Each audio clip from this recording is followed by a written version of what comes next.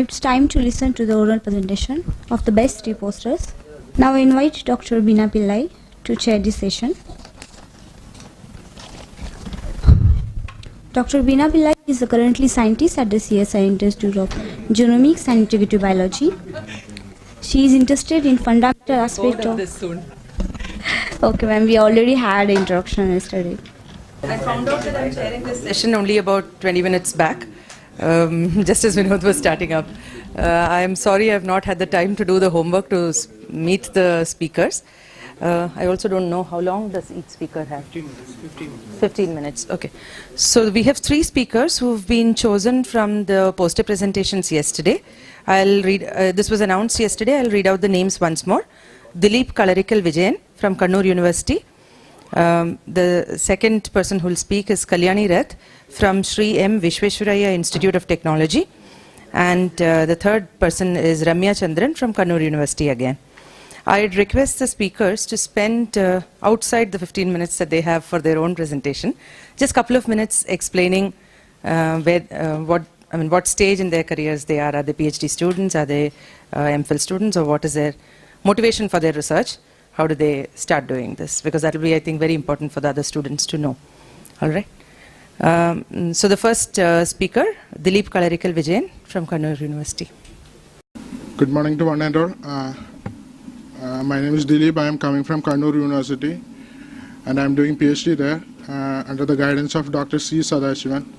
Basically, I am doing bioinformatics as well as some crystallographic studies to explain the mode of binding of some inhibitors to some proteins. Actually, when I got this invitation, we got some invitation from this department to attend the seminar, but we were in idle at that moment, and our Sir Sabu sir only kicked us in the right time, and we were now here.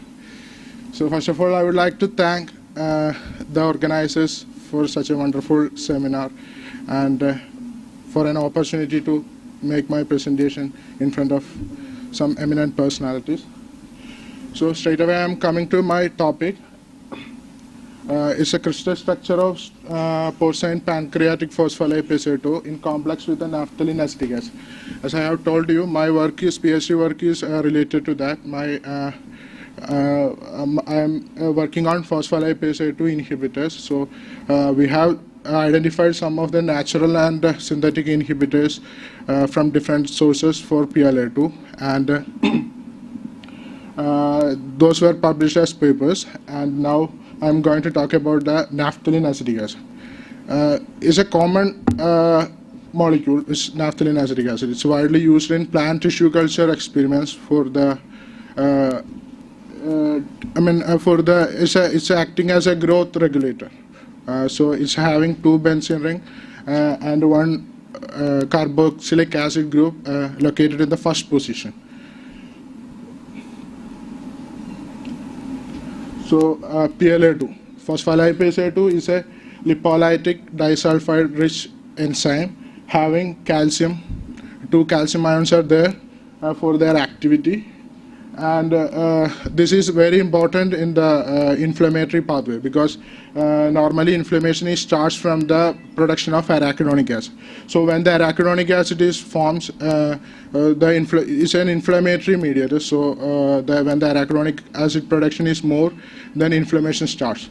So on this arachidonic acid, two other proteins will act, like lipoxygenase and cyclooxygenase, and will produce some potent inflammatory mediators, and those will again harmful for us. So normally phospholipase A2 will cut or cleave the substrate. The substrate is our membrane phospholipids. So at their SN2 position, this is a specific position where PLA2 can act, and there will be production of inflammatory mediators like arachidonic acid. So we can see phospholipase A2 in different organisms. It is widely distributed in animal kingdom.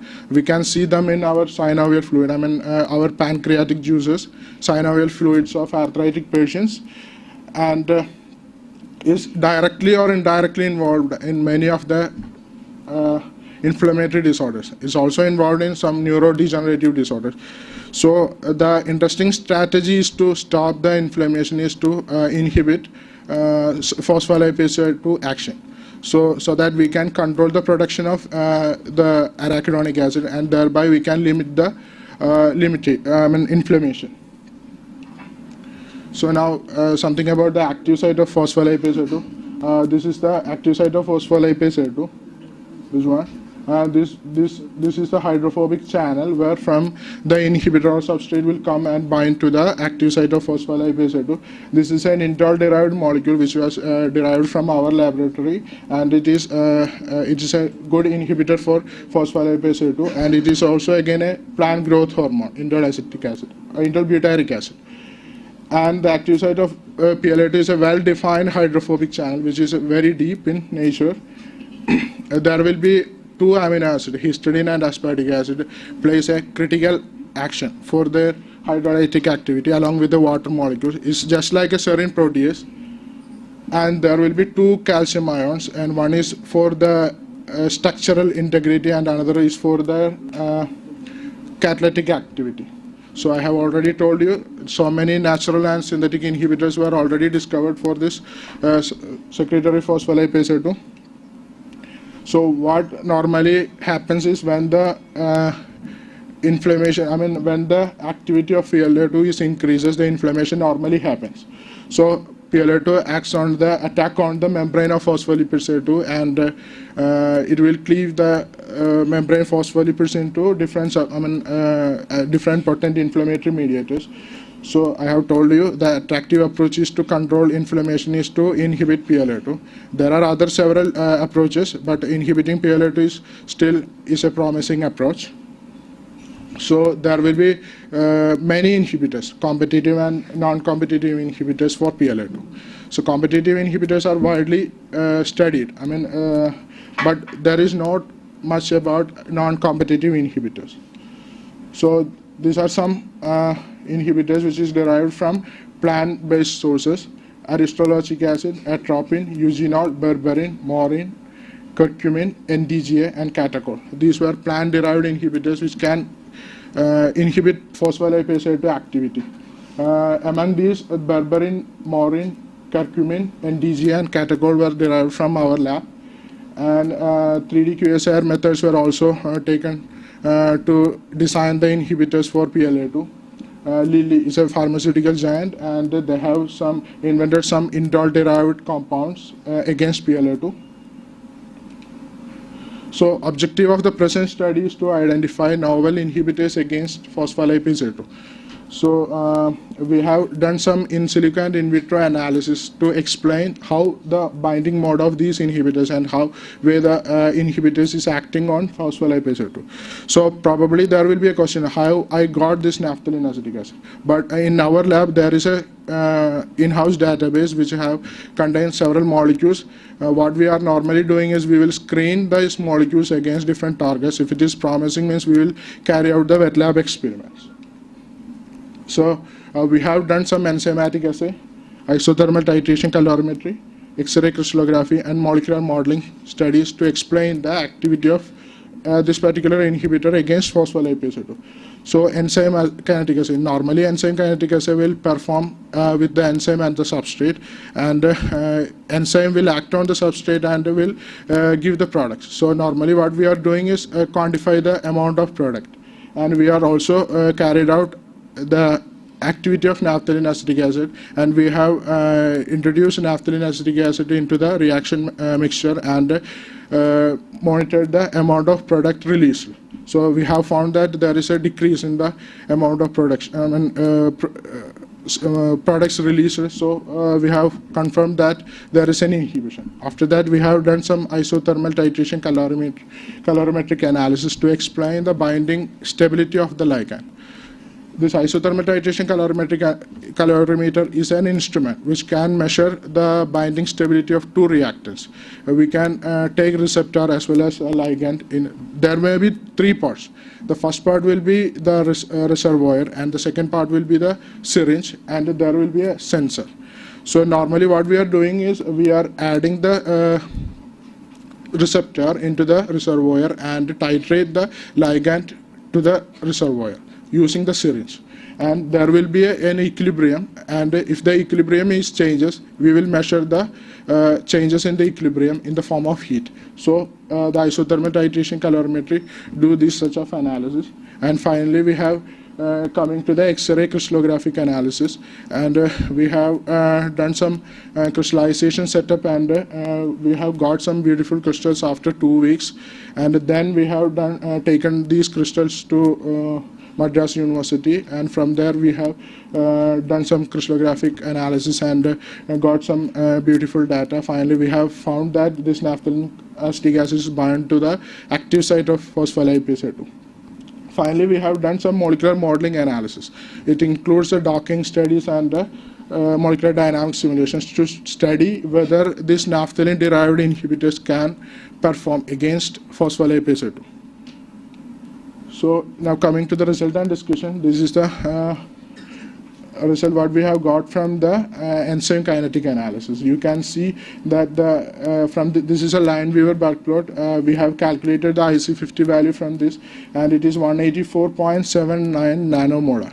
And we have also calculated the Ka value for this enzyme, and this is 35.72 nanomolar. And this is an ITC curve.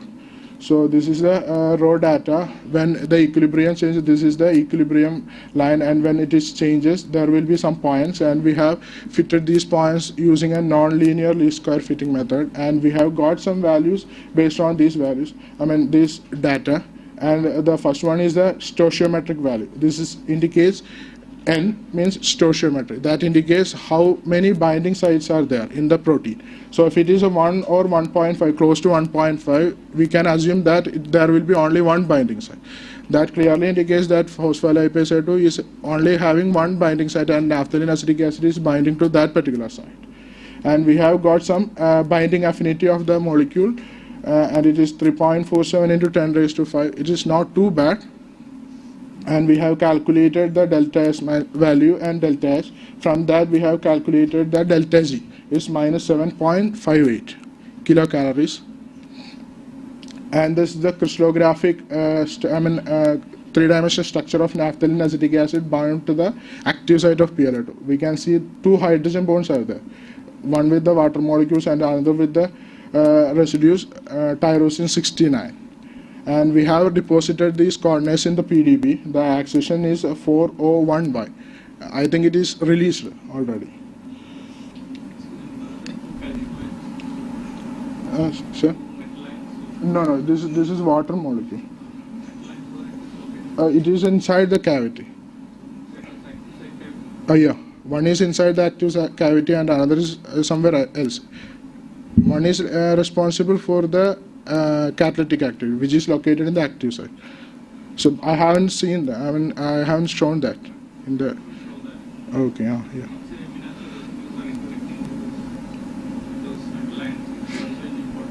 Okay, sure.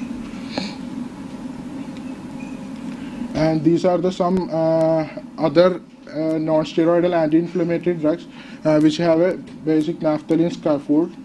This naproxen and naprometon is widely used for the anti-inflammatory studies, and we have done some docking experiments for these naprometon and naproxen. It's already reported that these two compounds can inhibit COX-2. So our study is indicating that these particular compounds can also inhibit phospholipase A2. So we can conclude that their activity, anti-inflammatory activity, may be partly due to the inhibition of phospholipase A2. When we have done the docking experiment, we have got some hydrogen bonds, and which is stable in the active site. We have got some van der Waals contact also, and the binding energy is comparatively higher than this naphthalene acetic acid. That indicates these two compounds are more stable compared to this naphthalene acetic acid. And this is the binding mode of those two molecules. The first one is naprometon and the second one is naproxen. In the active site of, you can see three hydrogen bonds over here and three hydrogen bonds again here. And this is the MD simulation curve. We have done a 10 nanosecond MD simulation to know whether these ligands are stable in the active site of phospholipase A2. We have got some. We have plotted some RMSD curve, and from that curve we can analyze that these three compounds are stable in their active site in 10 nanosecond of time. So yesterday when I presented to Chandra sir, he told that I have to take some snapshot from that whole 10 nanosecond and do the docking analysis further to confirm whether it is still active in that. So we will proceed with that again. So from the conclusion, what we have got is we have these three molecules, I mean naphthalene acetic acid, naproxen and naproxen can inhibit phospholipase A2 also. So we can take these compounds for this naphthalene scaffold will be a good scaffold for the designing of better anti-inflammatory drugs. What the result we have got is we have deposited the coordinates in for PDB. The accession number is written here, and we have also got some inhibition analysis and some values are here. The IC50 value is 184.79, and we have done some ITC experiment. The values are here. So the conclusion is this naphthalene scaffold could be a better lead for the designing of better anti-inflammatory drugs. Next, I would like to thank Department of Biotechnology, Microbiology, DBT, BIF, Bioinformatics Infrastructure Facility, and Inter-University Center for Biosciences located in the Kannur University. Thanks for ICMR for my fellowship, and Center for Advanced Studies in Crystallography and Biophysics, where we have done the crystallographic analysis, and Bioinformatics Resources and Application Facility, where we are normally doing the MD simulations. Thank you. Dilip is well within time, so we have ample time for questions. Yes, there's a question at the back. Can you explain the toxicity ADMET studies of one naphthalene acetic acid? Actually, we have not tested this toxicity aspect. It is still continuing. The work is still continuing. We will do it later, and it's a part of work. So we will do it later. Okay. Nice topic and presentation, sir. Phospholipase A2 is generally a very active component of snake venom. Yeah. So, if your compound naphthalene acetic acid can inhibit the activity of phospholipase A2, whether it can be used as an antivenom? We can't say that, but you should study well. I mean, this phospholipase A2 from snake venom as well as from pancreatic juices, all are same. Structurally very similar, and having a similar active site also. So if it is binding to that particular, if it is binding to the, what we have taken is porcine pancreatic phospholipase A2. So if it is binding towards this PLA2, means it will bind to your snake venom also. Okay. So it can be used as an antivenom? It can be used as, not can be used, but before that we have to address the ADME profiles and all. Oh, okay, sir. You have those ITC data. Yeah. Did you break it down? So you see, you have the delta H and delta S. Yes. Right? So now, I think, is that just for one compound? Yes. You don't even have it for a series of compounds? No, actually we are trying to purchase those compounds also. Because then you'll be able to get a better understanding of the MD data. Because MD, the energies you get only reflect your delta H values, not delta S. Delta S, there are other ways of calculating. And that will be a better test for your ability to reproduce the trend in MD. But since you have ITC data, you should go and do that. Other two compounds. Yeah, because it reflects a lot, because I noticed there are water molecules in a reactive site, binding site. There are some waters, Yes. right? So entropy has a lot of bearing on the presence or absence of water molecules, which will help you design better inhibitors. Yeah. Whether you knock out a water molecule, shall I keep a water molecule? To ask those questions, you already have the data there. Yeah. You just have to do a good calibration. Okay. Yeah. I will do so. Yeah.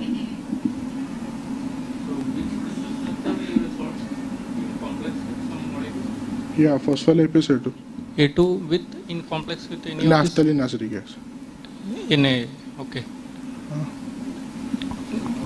Compound. Which compound is the small molecule? Naphthalene acetic acid. Okay. So does it interact with calcium ion? No.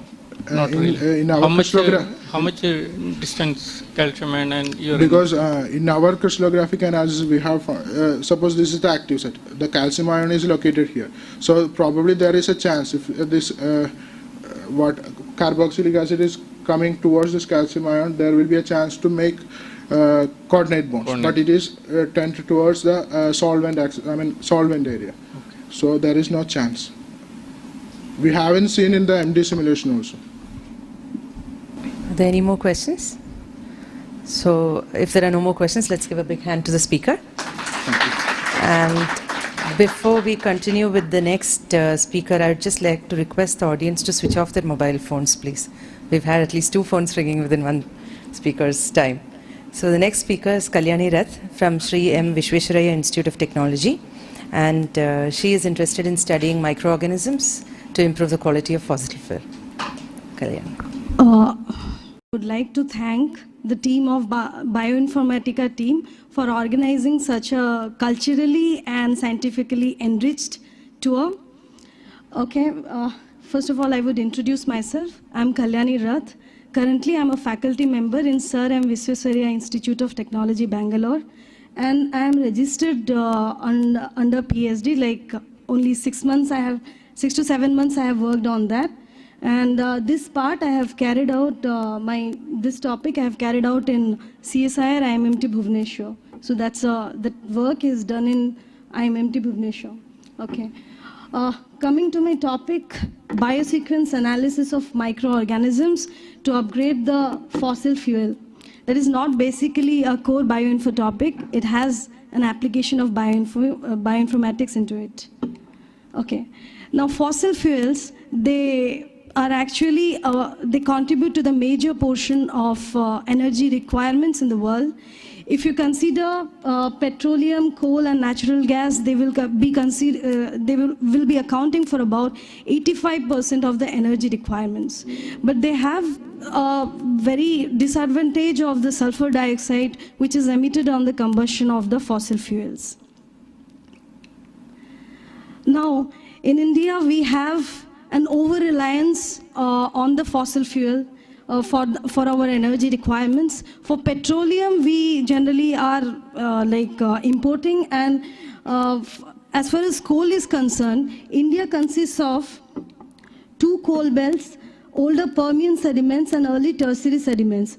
The older Permian sediments, which are located in Chhattisgarh, Orissa, Madhya Pradesh, Andhra Pradesh, they are basically coal which are rich in which have less sulfur content.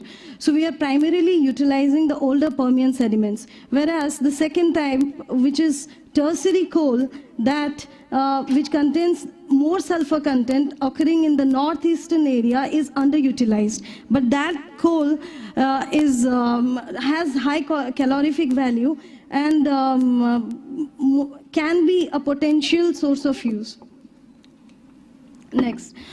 Now, in this current scenario where energy is a prime requirement and India's over-reliance on the fossil fuel, strict regulations on the sulfur emissions, that is 15 milligram per liter, it is essential to upgrade the fossil fuel. Because the government of India lays a strict rules like 15 milligram per liter in the mobile and the non-mobile sources. So we need to restrict the fossil fuels. Keeping in account the sulfur toxicity, the government regulations, the incurring energy demands. So fossil fuel upgradation is a quintessential in the current era. Upgradation in terms of what? Upgradation in terms of the sulfur content. Now the sulfur dioxide, it is mainly produced due to the different types of the sulfur which is present in coal. Basically 2 types, inorganic as well as organic. The inorganic sulfur removal, we can go for the different methods like hydrodesulfurization, adsorptive desulfurization, extractive desulfurization, oxydesulfurization, and etc. But the organic sulfur, that is particularly dibenzothiophene, it is recalcitrant to the conventional inorganic techniques of hydrodesulfurization and etc. So here comes into the picture biodesulfurization, which offers a potential alternative because of its ability to desulfurize dibenzothiophene. that is the most recalcitrant organic compound. Now, the ability to desulfurize dibenzothiophene is due to the presence of DSZ-ABC genes. That DSZ-ABC genes have been well reported before, and the model organism which is used for that is Rhodococcus erythropolis. Now, this is the pathway, 4S pathway, which is used for the degradation of dibenzothiophene. Next. But this main process, it suffers a lot of disadvantages like low desulfurization rate, economic consideration for constructing large-scale reactor, end product inhibition, repression of DSZ, ABC, operon, and etc. Among this, low desulfurization rate is the most important problem which we need to handle. Now, this improvement of the desulfurization rate, currently it is we are employing two methods for that, broadly two methods: genetic improvement and screening novel organisms. Genetic improvement is basically by cloning the DSZ genes in the solvent-tolerant organisms, or reconstructing the DSZ operon, removing the DSZ operon overlap, and etc. And for screening the novel organisms, we have generally gone for the conventional microbiology approach. So here I have added a little bit twist, like I have gone further computational approach to screen for the novel desulfurization. The whole aim of my work is to increase the efficiency of biodesulfurization by utilizing bioinformatic methods and further continuing with the wet studies. So as part one, I have tried with taking BLAST-10, that is Rhodococcus erythropolis IgT-S8. It is a model organism for desulfurization. I have taken a part of that sequence, like a sequence of 60 stretch of nucleotides. By doing various hit and trials only, I have come to like 60 nucleotides. I tried with 10, 20, 30, 40. Like that I made it to 60 because it gave considerable result. Then that part of nucleotide, I performed BLAST-10 with the available databases, and the list of the organisms which I got, I tried many hits, and I selected them on the basis of low E value, high percentage identity score, high score, and high query coverage. Percentage identity above 85%, I considered them. Query coverage above 65%, and the E value minus 23 and below. So those organisms, to test it, I ordered for them from MTCC, and then revived them and tried to do PCR to check the presence of the DSZ genes, and then Gibbs assay and HPLC to substantiate my results. Now, this is a model organism, and this is a stretch of the nucleotides which I had taken. Then coming to results and discussion. This is this is a sample of like one trial which I did, like whichever had e to the power minus 23 value and less, I have considered them those organisms, and those which were not reported in literature before. These are the lists of the organisms which I ordered from MTCC. Now, along with these 4 organisms, I had ordered one model organism also, that is Rhodococcus erythropolis. I revived those cultures by doing streak plate method, and then by using the DSZ specific primers, I have performed the PCR amplification of them, and as hypothesized, the DSZ ABC genes were found.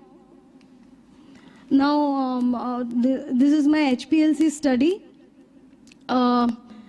This is a standard graph for 2-HBP, that is the end product, and DBT, that is the substrate. Then I carried an essay for about 7 days to check for the desulfurization efficiency, and the aliquots were given for HPLC analysis, and I could find that strain 3332, MTCC strain 3332 could give like higher percentage of DBT desulfurization, that is 94% in comparison to Rhodococcus erythropolis, that is 3951.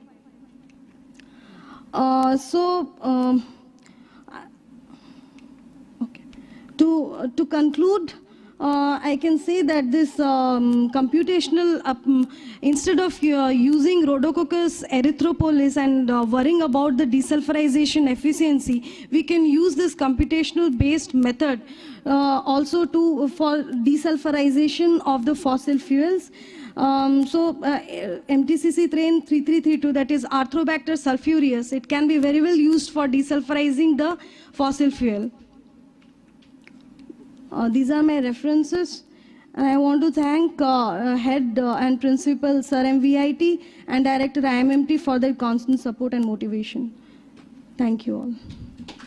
Once again, well in time, so we have time for lots of questions. What will be the protein responsible for this desulfurization? These are ABC protein. ABC protein, I have that in the slide. Yeah, it is a cluster of 3 enzymes. Okay, nice presentation.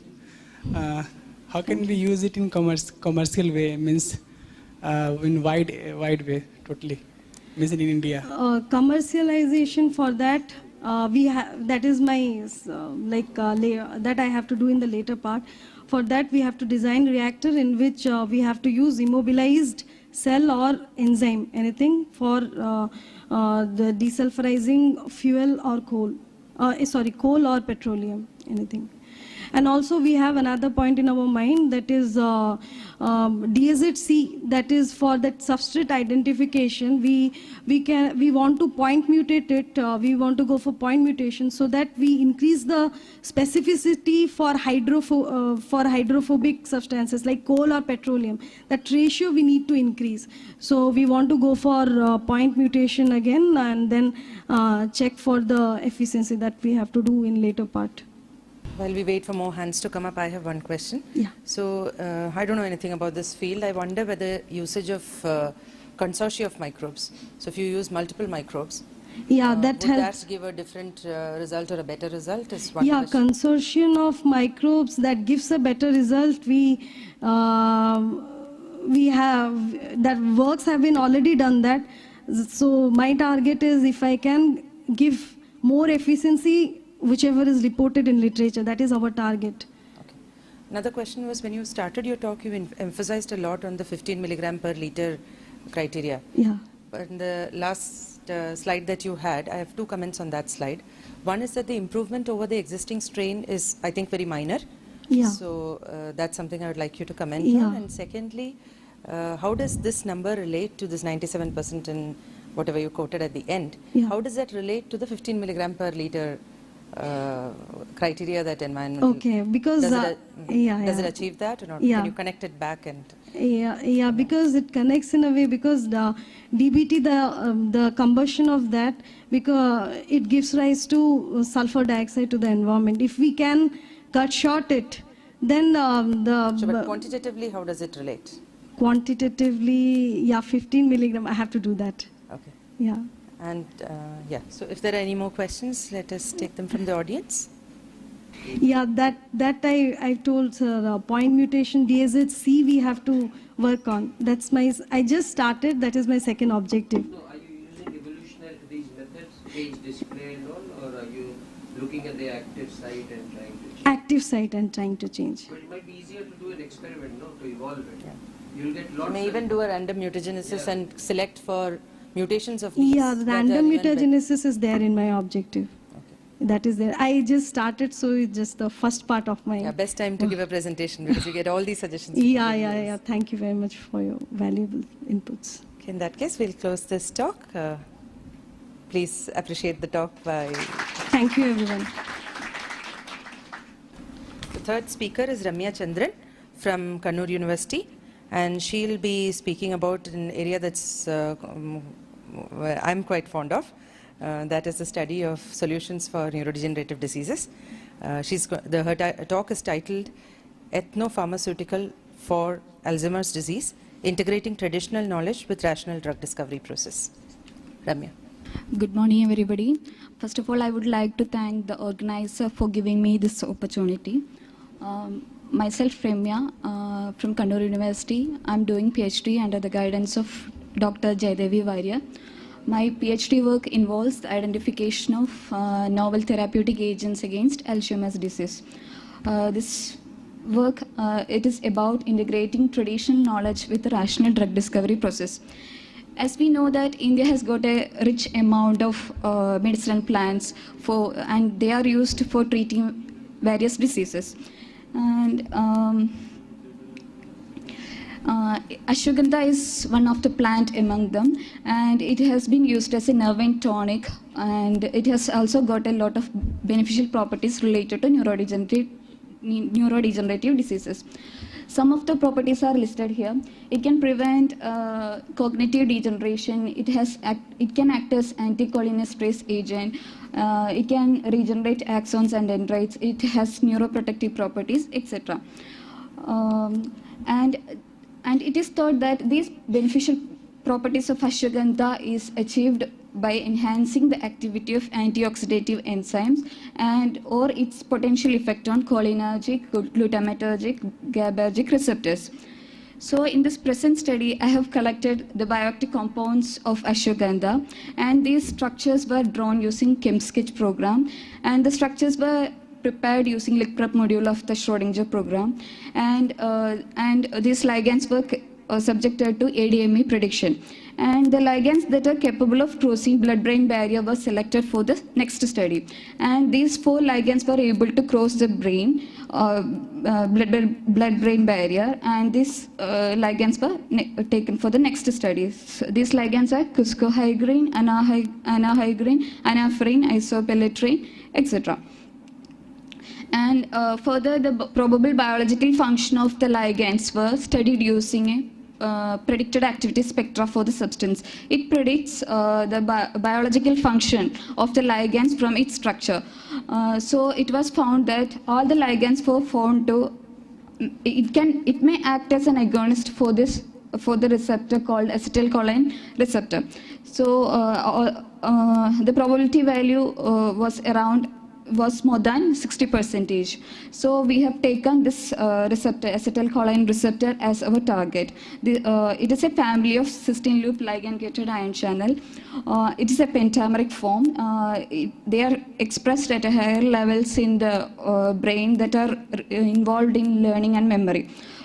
This is the area B of the receptor. It is also involved in the neuronal survival and synaptic plasticity. It is reported that A-beta has higher affinity to this particular receptor, and this interaction leads to the intraneuronal accumulation of the A-beta and the receptor complexes, which may further lead to the rapid tau phosphorylation and cholinergic neurotransmission defects. And as we know that this A-beta peptide accumulation and rapid tau phosphorylation are the other 2 major hallmarks of the Alzheimer's disease, and which may cause the impairment in memory and cognition. So it is thought that the activation of nicotinic acetylcholine receptor by agonist may occur as a compensatory mechanism to maintain neuronal function during AD progression. So this is the structure of nicotinic acetylcholine receptor. It has got an extracellular ligand binding domain, and the ligands will bind to this interface area of the subunits, and upon ligand binding, upon ligand binding, the ligands are normally binds to it. Upon ligand binding, there will be a conformation change, and it will be transferred to the transmembrane domain. Since it is associated with a ion channel, the channel opening or closing of the channel will be taking place, and it has also got an intracellular domain. When we talk about the receptor, we have to consider the conformational changes upon ligand binding. It adopts 2 conformations. It has it has a region called loop C, which is near to the ligand binding area, which undergoes a conformational changes upon ligand binding. When an agonist binds to this particular area, the conformation of the loop will be in the closed form. When an agonist binds to it adopts an open conformation. This is the picture showing the open and closed and open conformation in the presence of agonist and antagonist respectively. So, for the identification of the agonist, or whether these ligands act as agonist or antagonist, we have taken these both conformations, that is agonist bound conformation and antagonist bound conformation of the receptor. These first two are the agonist bound conformations, and these are the antagonist bound conformation of the receptor. We have calculated the binding energy of the known agonist and antagonist, and they were docked, and the binding energy was calculated by MMGBAC method. From the analysis, it is found that the agonist could dock to the agonist and as well as antagonist bound conformation, but with the lesser energy. But antagonists were not able to dock to the agonist bound conformation. They were only fitted well into the antagonistic conformations. So it is also thought that ligand size may also play an important role in discriminating the agonist as well as antagonist.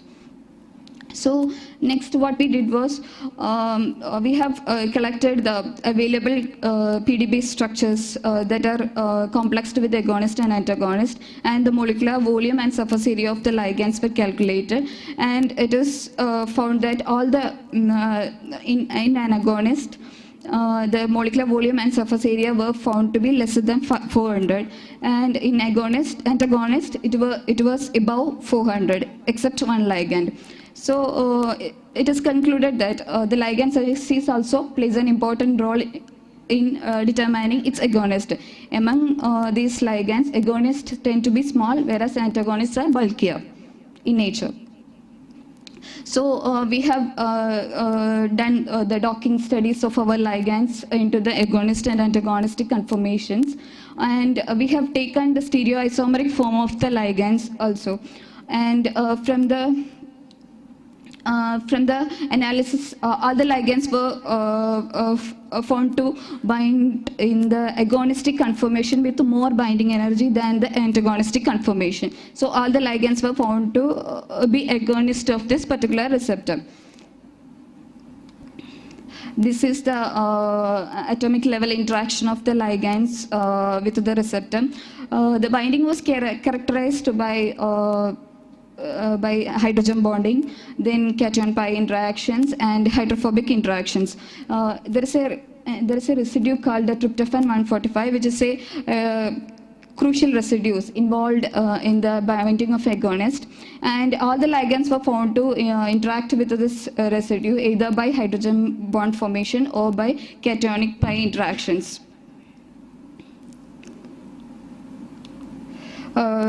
And we also we have also evaluated the docking process using ROC plot, and the area under the curve represents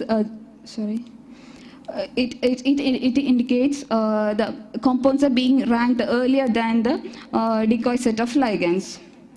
And from the study, it is concluded that the proposed bioactive compounds from ashwagandha may serve as a good candidates for the drug development for AD, and the results also showed that docking can help to discriminate ligands as a function of their affinity towards agonistic and antagonistic bond conformations.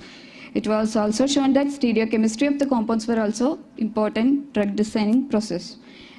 I would like to thank the Department of Biotechnology and Microbiology, Bioinformatics Infrastructure Facility, Kannur University for the computational work. I also thank ICMR for my research fellowship. Thank you. I already see one hand up.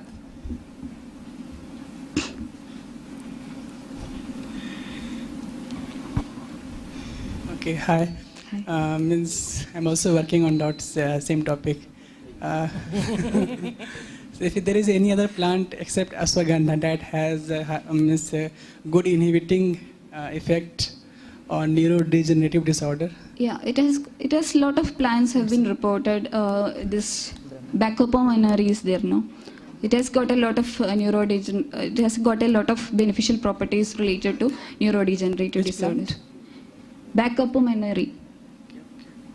So if there is any databases there, availability of any database, then I can find all the alkaloids, all the compounds that have the neurodegenerative disorders. No, I have. If anybody is working on that I have database, heard that CSIR has a TKDL database, but I'm not sure.